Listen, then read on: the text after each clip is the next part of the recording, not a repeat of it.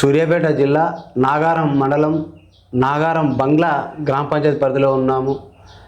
మాజీ కాంగ్రెస్ పార్టీ బీసీఎల్ అధ్యక్షుడిగా ఉమ్మడి అరపల్లి మండలంలో పనిచేసినారు. ఇప్పుడు ప్రస్తుతం కాంగ్రెస్ పార్టీ సీనియర్గా నాయకుడిగా కొనసాగుతున్నారు. వీళ్ళ సతీమణి గారు నాగారం బంగ్లాకు సర్పంచ్గా బాధ్యతలు చేపట్టారు. మరి సర్పంచ్ బాధ్యతలు చేపట్టిన తర్వాత ఎలాంటి అభివృద్ధి సంక్షేమం జరిగిందో, ప్రభుత్వ సంక్షేమ పథకాలు ఈ నాగారం బంగ్లా గ్రామ పంచాయతీ పరిధిలో ఏ విధంగా అందుతున్నాయో వారి మాటల్లో అడిగి తెలుసుకున్నాం. నమస్కారం సార్. ఇప్పుడు మీ సతీమణి గారు సర్పంచ్గా పదవి చేపట్టిన తర్వాత ఈ గ్రామ పంచాయతీలో ఎలాంటి అభివృద్ధి సంక్షేమం జరిగిందంటారు? మా భార్య సర్పంచ్గా గెలిచిన తర్వాత ఒక 20 లక్షల సీసీ రోడ్లు వేయడం జరిగింది ఎమ్మెల్యే గారి సహకారంతో. ఒక నాగారం హెడ్ క్వార్టర్ మండలం అయినప్పుడు కూడా ఇక్కడ రోడ్డు మీద అన్ని విలేజ్లకు అందుబాటులో ఉంటుందని ఎమ్మెల్యే గారి కోవడం జరిగింది. మేమంతా గ్రామ సర్పంచ్లం. వారు కూడా మా కోరికను మన్నించి 13,20,00,000 ప్రభుత్వ బిల్డింగ్లు ఇక్కడ శాంక్షన్ చేయడం జరిగింది. ఎంఆర్ఓ, ఎంపీడీఓ, పోలీస్ స్టేషన్ అవి కూడా పనులు స్టార్ట్ అయినాయి. నెక్స్ట్ కొత్త రేషన్ కార్డు ఇవ్వడం జరిగింది. ఇలాంటివి గ్రామ పంచాయతీకి ఒక 5 లక్షలు గ్రాంట్ ఇచ్చారు ఎమ్మెల్యే గారు. తర్వాత ముస్లింలకు ఒక ఈద్గా కట్టించాడు 2 లక్షలు పెట్టి. ఇప్పుడు బతుకమ్మ మా విలేజ్లో బతుకమ్మ ఆడడానికి ప్రస్తుతం ఎలాంటి వసతులు లేవు. ఇప్పటి వరకు ఎమ్మెల్యే గారి సహకారంతో ఒక 5 లక్షలతో బతుకమ్మ ఘాటు కూడా పని స్టార్ట్ అయింది. ఇప్పుడు ఈ గ్రామంలో ప్రధానంగా త్రాగునీరు కావచ్చు, డ్రైనేజీ, రోడ్లు, వీధి లైట్లు ఎట్లా వీటి పరిష్కారం కావచ్చు, అభివృద్ధి ఎట్లా జరుగుతుందంటారు? వీధి లైట్లు కూడా ప్రజలకు ఎక్కడ ఇబ్బంది ఉన్నా ఎమ్మడే స్పందించేసి ఎక్కడ లైట్ ప్రాబ్లం ఉన్నా కూడా ఎమ్మడే వీధి లైట్లు వేసేస్తారు గ్రామ పంచాయతీ సిబ్బంది కూడా. నల్లాలోని వాటర్ ప్రాబ్లం కూడా ఎలాంటిది లేదు. ఒక చిన్న కొంత వాటర్ సమస్య ఉంటే ఒక బోర్ లీజు తీసుకున్నాం, ప్రైవేట్ బోరు. దాంతో వాటర్ సమస్య కూడా ఊళ్ళేం లేదు. అంతా జనానికి అనుకూలంగా ఉంది. మీరు గతంలో బీసీఎల్ అధ్యక్షుల పని ఉమ్మడి మండలపల్లి మండలానికి మీ సేవలు ఏ విధంగా కొనసాగినాయి? మీరు మీ హామీలో ఎలాంటి బలోపేత కార్యక్రమాలు చేపట్టారు? ఉమ్మడి మండల బీసీఎల్ అధ్యక్షుడు ఉన్నప్పుడు కాంగ్రెస్ గవర్నమెంటే ఉన్నది. అప్పుడు కూడా ప్రతి కార్యక్రమంలో పాల్గొని యువకులను కానీ బీసీలను కానీ చైతన్యం చేసి పార్టీ అభివృద్ధికి నా వంతు సాయం చేశాను. ఇప్పుడు సీనియర్ నాయకుడు కొనసాగుతున్నారు. ప్రభుత్వ సంక్షేమ పథకాలు ఏ మేరకు అందుతున్నాయి అంటే ఏం చెప్తారు? ప్రభుత్వ సంక్షేమ పథకాలు 100% ప్రజలకు అందుతుంది. సన్న బియ్యం కానీ, రేషన్ కార్డులు కానీ, ఇందిరా మిల్లు కానీ, గృహజ్యోతి కానీ, 200 యూనిట్లు కానీ, గ్యాస్ సిలిండర్లు కానీ మా కాంగ్రెస్ ప్రభుత్వం రేవంత్ రెడ్డి గారి ఆధ్వర్యంలో మంచి పథకాలు చేస్తున్నారు. ప్రజలు కూడా చాలా సంతోషంగా ఉన్నారు.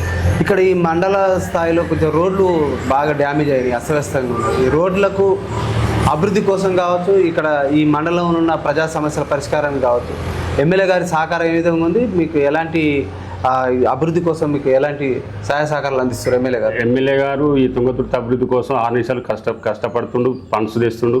ఇప్పటికీ దాదాపు మాకు తెలిసి 3,000 కోట్ల పైచలకి తుంగతుర్తి కాన్స్టిట్యూషన్కు బడ్జెట్ తెచ్చిండు. పనులు కూడా మంచి జరుగుతున్నాయి. ఒక పస్తాల రోడ్డే కొంచెం డిస్టర్బెన్స్ ఉండే, దాని కూడా వర్క్ స్టార్ట్ అయింది. దాదాపుగా అన్ని రోడ్లు క్లియర్ అయినట్టే. వర్క్ ఒక పస్తాల రోడ్డు కూడా మా మండలం డిస్టర్బెన్స్ ఉంది.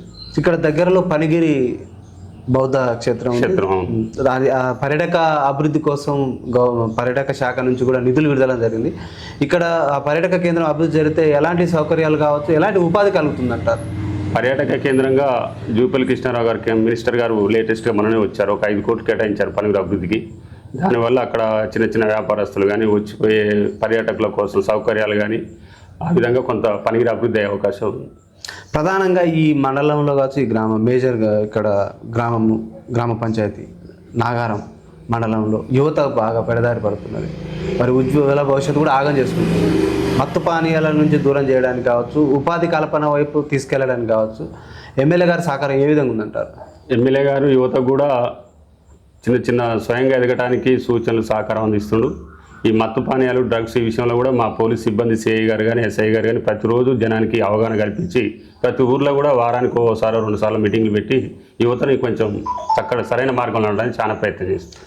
ప్రధాన ప్రతిపక్షం బీఆర్ఎస్ పార్టీ ఆరోపణ ఏంటంటే గత 10 ఏళ్ళలో మేము చేసిన అభివృద్ధి కానీ ఇప్పుడు వచ్చిన కాంగ్రెస్ పార్టీ ప్రజాపాలన ప్రతిపాలన పేరు పెట్టింది తప్ప నిధులు ఇవ్వట్లేదు, అభివృద్ధి జరగట్లేదు. పేరు ప్రజాపాలన ప్రతిపాలన అంటుంది, నిధులు ఇస్తే అభివృద్ధి జరుగుతుందని కూడా ఆరోపణ చేస్తుంది బీఆర్ఎస్ పార్టీ. ఒక కాంగ్రెస్ పార్టీ సీనియర్ నాయకుడిగా మీరు ఏం చెప్తారు? బీఆర్ఎస్ పార్టీ అన్నది కరెక్ట్. వాళ్ళు చేసిన అభివృద్ధి ఏంటంటే సరైన అప్పులు చేసిపోయిన అభివృద్ధి మాత్రం కరెక్ట్. రాష్ట్రాన్ని నిల్వ ఉన్న రాష్ట్రాన్ని అప్పుల పాలు చేసి ఇంకోసారి కూలుకొని దెబ్బతీసిన అభివృద్ధి అయితే బాగా చేశారు టీఆర్ఎస్లు.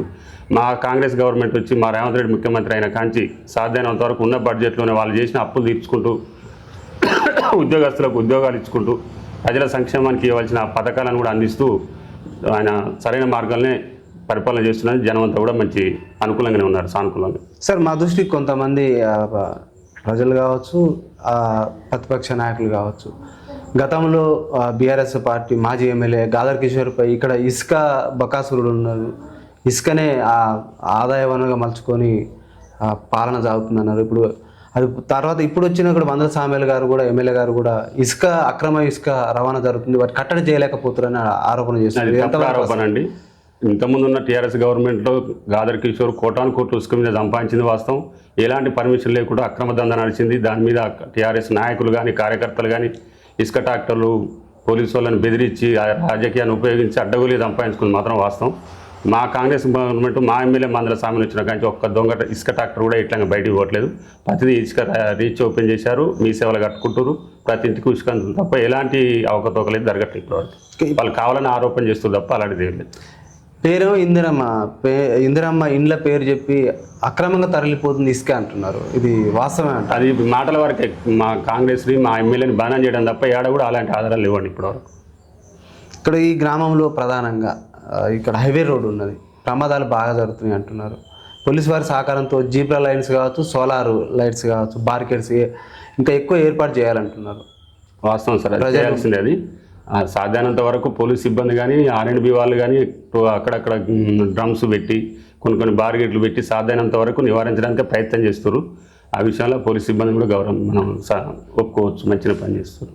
ఇంకా సర్వీస్ రోడ్డు కూడా ఇంకా ఎక్కువ ఈ గ్రామ పంచాయతీ లెవెల్లో సర్వీస్ రోడ్డు పొడిగించాలని కూడా ప్రజలు మాకు తీసుకొచ్చారు. ఎందుకంటే ప్రమాదాల బారిన ఎక్కువ పడుతున్నారు. ఇప్పుడు పశువులు ఉంటాయి, పోతే మనుషులకు కూడా విపరీతంగా ప్రమాదం జరిగే అవకాశం ఉంది. కాబట్టి వీటిపై చర్యలు తీసుకోవాలని కూడా ప్రజలు మా దృష్టి తీసుకొచ్చారు. అవునండి, మా ఎమ్మెల్యే గారి దృష్టి కూడా తీసుకుపోవడం జరిగింది. ఇక్కడ మెయిన్ సెంటర్ అన్ని విలేజ్లకు సెంటర్ ఉంది, ఇక్కడ జనం ఎక్కువ ఉంటుంది కాబట్టి కొంచెం రోడ్డును వెడల్పు చేసి డ్రైనేజ్ లైన్ చేసి సర్వీస్ రోడ్లు ఇస్తే బాగుంటుందంటే వారు కూడా ప్రతిపాదనలు పంపారు గవర్నమెంట్కు. నా దేశ త్వరలో అది కూడా అమలవుతుండొచ్చు. సరే, ఇక గ్రామ స్థాయిలో ప్రజా సమస్యలు వేటిపై ఎక్కువ వస్తున్నాయి? మీ ఆ పరిష్కారానికి ఒక సర్పంచ్గా, ఒక సీనియర్ నాయకుడిగా మీరు ఎలాంటి చొరవ తీసుకున్నారు? మేము మా సత్యమణి సర్పంచ్ ఇప్పుడు 6 months దాటింది, 6 నెలలు దాటిందండి. ఇప్పటివరకు అయితే ప్రతి పౌరుడు మా విలేజ్ ఏ ఓటర్ వచ్చి అడిగినా కూడా ప్రతిదీ మేము సానుకూలంగా స్పందిస్తున్నాం. వాళ్ళకి ఏ ఇబ్బంది లేకుండా ఇప్పటివరకు అయితే ఎలాంటి కంప్లైంట్ అయితే రాలేవండి ఇప్పటివరకు. గత ప్రభుత్వాలు ధరణి పోవడం వల్ల భూ సమస్యలు బాగా ఉన్నాయి అంటున్నారు. మిస్సింగ్ సర్వే నెంబర్లు సాదా బైనామాల పరిష్కారం కాలేదంటున్నారు. భూభారత్ చట్టం ద్వారా ఆ సమస్య పరిష్కారం కావాలని కూడా మా దృష్టికి ప్రజలు తీసుకొచ్చారు, రైతులు తీసుకొచ్చారు. ఇది సమస్య పరిష్కారం అవుతుందంటారా భూభారత్ చట్టం? ఖచ్చితంగా అండి. వాళ్ళు గత 10 ఏళ్లలో సర్వే నెంబర్లు తప్పుడు సర్వే నెంబర్లు చేయించి దొంగ పట్టాలు చేయించుకొని భూదందాలు చేసి విపరీతమైన మామూలు మధ్యతరగతి రైతుల్ని బలవంతంగా భూములు అమ్మిచ్చుడు, కొనిచ్చుడు, బెదిరించుడు చేసి చాలా దందాలు జరిగినాయి. మా లోకల్లో కూడా ఉదాహరణకు 2-3 జరిగినాయి. ఇక వాళ్ళ పేర్లు ఇప్పుడు మన ఎందుకు అలాంటివి చాలా దందాలు చేశారు. కానీ భూభారతి వల్ల భూ సర్వేలు చేసి ఎవరు ఏ భూమి మీద ఉన్నారు, ఏ సర్వే నెంబర్ ఉందని అన్ని సరి చేసి ఇంకోసారి అలాంటి దందాలు జరగకుండా భూభారతి ఉపయోగపడుతుందని మేము అనుకుంటున్నాం. ఈ గ్రామంలో మహిళా భద్రత కోసం కావచ్చు, గ్రామ భద్రత కోసం సీసీ కెమెరాల ఏర్పాటు ఏమైనా చేశారా? విషయం లేటెస్ట్గా ఒక 1 week కిందనే పోలీస్ సిబ్బంది వర్క్ అవడం జరిగింది. మీ సహకారంతో సెంటర్లో యాక్సిడెంట్ జరిగినా, ఏమైనా దొంగతనం జరిగినా మనకు అనుకూలంగా ఉంటుంది. ఒక సీసీ కెమెరాలు ఏర్పాటు చేయాలంటే ఒక 25,000 పెట్టి స్వతహాగా మా నాన్న కీశేషులు భయం మల్లయ్య పేరు మీద 25,000 పెట్టి మొన్ననే సీసీ కెమెరాలు ఫిట్ చేయడం కూడా జరిగింది సెంటర్లో.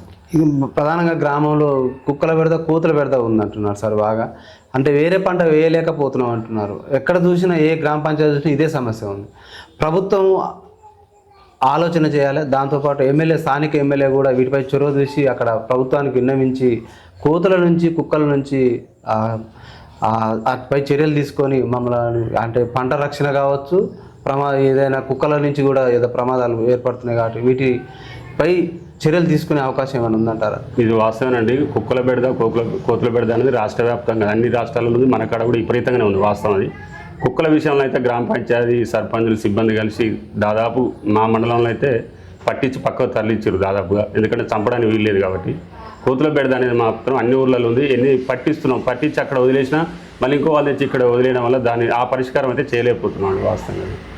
ఇంకా యువత చదువుకోవడానికి లైబ్రరీ సౌకర్యం ఏర్పాటు చేస్తున్నారు. ఇక్కడ లైబ్రరీ ఒకటి మేము స్వతహాగా గ్రామ పంచాయతీ నుంచే పెట్టించినామండి. ఇక్కడ పాత ఎంఆర్ఓ ఆఫీస్ దగ్గర దానికి సంబంధించిన మెటీరియల్ కూడా దాతలు ఇచ్చారు.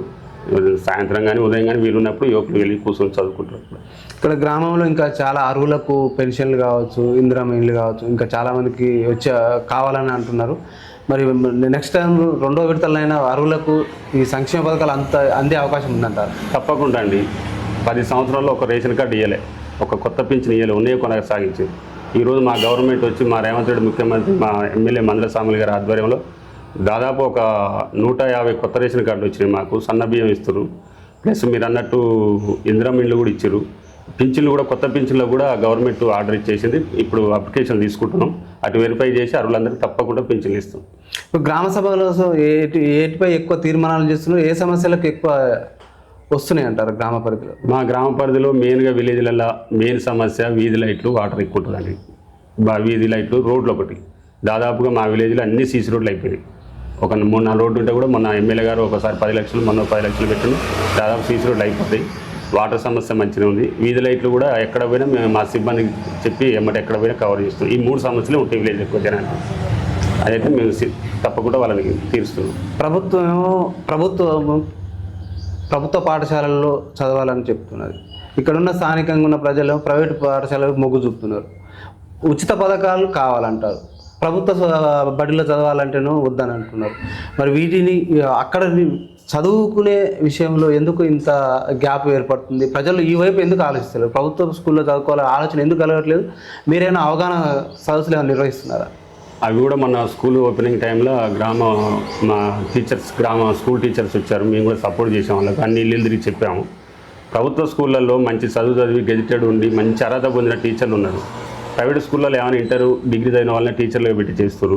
అది కరెక్ట్ కాదు. వీళ్ళు అనుభవం ఉన్న టీచర్లు మనకు ఫ్రీగా మధ్యాహ్నం భోజనం పెడుతురు, కొత్తగా టిఫిన్స్ పెడుతురు, బట్టలు ఇస్తారు, షూ ఇస్తారు, అన్ని విధాలు గవర్నమెంట్ సహకరిస్తుంది. మంచి అనుభవం గల ఉపాధ్యాయులు అందరూ గవర్నమెంట్ స్కూల్లోనే మంచిదనే మీ సలహాలు అయితే అందరికీ చెప్తున్నాను.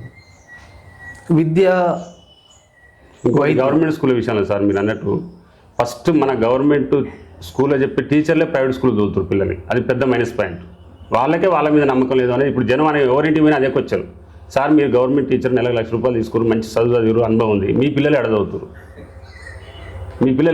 సమాధానం లేదు. వాళ్ళ పిల్లలకి ఎప్పుడైతే ప్రభుత్వాన్ని ఎప్పటికైనా గుర్తించి గవర్నమెంట్ ఎంప్లాయీస్ పిల్లలందరినీ గవర్నమెంట్ స్కూల్లో చదివించినప్పుడు మామూలు జనం ఆటోమేటిక్గా యాక్ట్ అవుతారు. దానికి అది కావాలని కోరుకుంటున్నాను. వైద్యం ఎట్లా అమలవుతుందంటారు? వైద్యం మా దగ్గర నాగనకాడ PHC ఉందండి. డాక్టర్లు సిబ్బంది కూడా మాకు డైలీగా అనుకూలంగా తిరుగుతారు. ఎవరికే సమస్య ఉన్నా పరిష్కారం అయిపోతుంది. ఇటీవల ఎలక్షన్ కమిషన్ ఆఫ్ ఇండియా ప్రత్యేక ఓటర్ సమగ్ర కార్యక్రమం చేపట్టింది. ఇక్కడ BLOల ద్వారా ఎన్యూమరేషన్ ఫారాలు ఇస్తున్నారు. ఆ నింపే విషయంలో ప్రజలకు కొంచెం చదువు రాకపోవడం వల్ల తప్పులు నింపుతున్నారు, అర్థం కావట్లేదు. వీటిపై అవగాహన ఏమైనా నిర్వహిస్తున్నారా గ్రామ పంచాయతీ పరిధిలో? నేనైతే మా BLO గారికి చెప్పినండి, మీరు ఫామ్స్ ఇచ్చిపోతారు, కరెక్ట్ ఎడ్యుకేషన్ పర్సన్ ఉన్న వీళ్ళ ఇంట్లో నింపుకుంటారు. అసలు చదువురాని కుటుంబాలు ఉంటాయి. ఇంకా ఒకవేళ వాళ్ళ ఇంట్లో చదువుకున్న వాళ్ళు ఉన్న ఐరాలను అక్కడిక్కడ ఉంటారు. కాబట్టి మీరే కొంచెం స్వయంగా దగ్గరికి వెళ్ళి మళ్ళీ ఇటు పార్టీల పరంగా కూడా BLOలు నిర్ణయించుకోరు, వాళ్ళని ఎమ్మడి పెట్టుకొని మీరు కూడా పోయి తెలియకపోతే వాళ్ళని నింపించే ప్రయత్నం చేయాలని నేనైతే మా BLOకి చెప్పాను.